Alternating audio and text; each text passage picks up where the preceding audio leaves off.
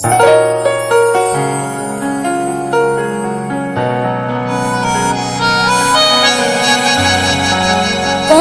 હલાવે લીંબડી, કોણ ઝુલાવે પીપળી, કોણ હલાવે લીંબડી, કોણ ઝુલાવે પીપળી, આ ભાઈની બેની લાડકી એનું